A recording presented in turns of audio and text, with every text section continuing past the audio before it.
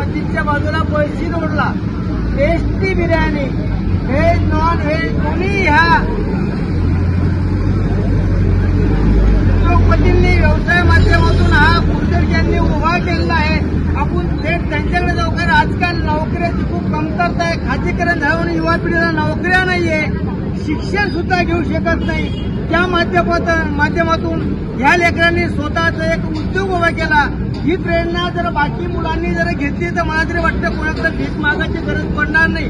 आपण थेट जाऊ। काय नाव आपलं?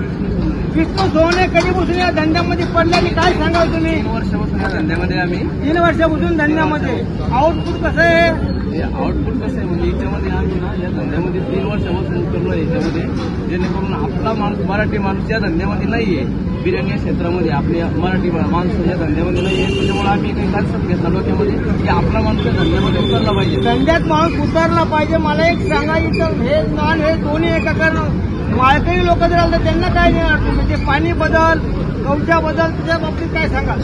आमचं कसं आहे, आमच्या घरात पण आमचे आई वडील माळकरी आहे, आम्ही पण त्याचं जास्त करून आम्ही जास्त काळजी घेतो।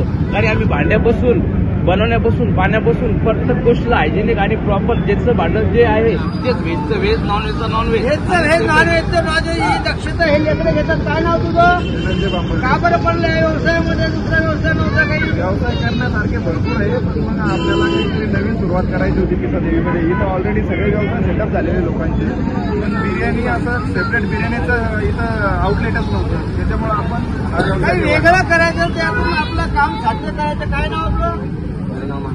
अन्ना कब से आए हैं संभाजीनगर में? महाराष्ट्र के अंदर कब से काम कर रहे हैं आप? 22 साल से। तो होटल के बारे में तो आपका जो इतना बैठे कि ये महाराष्ट्र के लोग नहीं कर सकते। आपने किया, आपका अभिनंदन।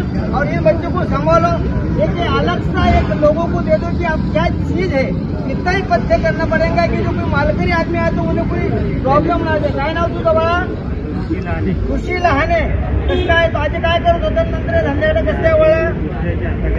दुसऱ्याच्या हाताखाली काम करत होतं। बरं, 15 वर्षाचा एक्सपिरियन्स घेतला आणि माझे मित्र हे दोघं जण त्यांच्यापूर्वी एक्सपिरियन्स घेतला आणि त्यांची आपलं संभाजीनगरमध्ये एकदम फेमस झालेली टेस्टी बिर्याणी त्यांची।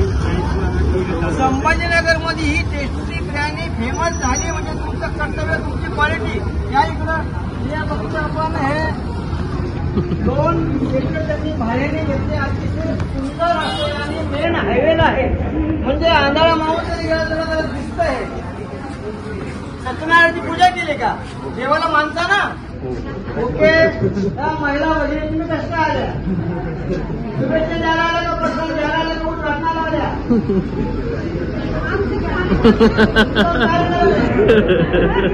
मदत करता का त्यांना? एकमेका सहाय्य करू अवघे जरूर। सुपंथीकडे यांचं किचन रूम आहे, अतिशय सुंदर आहे, स्वच्छता आहे, कुठली घाण नाहीये, वाखाणण्यासारखं आहे। आणि अण्णा स्वतः समोर उभे आहे, कारण ही मेहनती मंडळी आहे, बघण्यासारखं आहे। इकडे हॉल आहे। आपलं नाव काय? पवार। कधीपासून आपण या धंद्यामध्ये नाहीये, शुभेच्छा द्यायला आले, तुमचं अभिनंदन। हा एक हॉल आहे, 2 हॉल आहे ना? असे 2 हॉल या पिसाजी रोडवर यांनी अवगत केले आणि स्वतःचा एक उद्योग, एक कारखाना। आणि तुम्ही काम करून दुसऱ्याला काम देणार का? अण्णा पुढे गेले।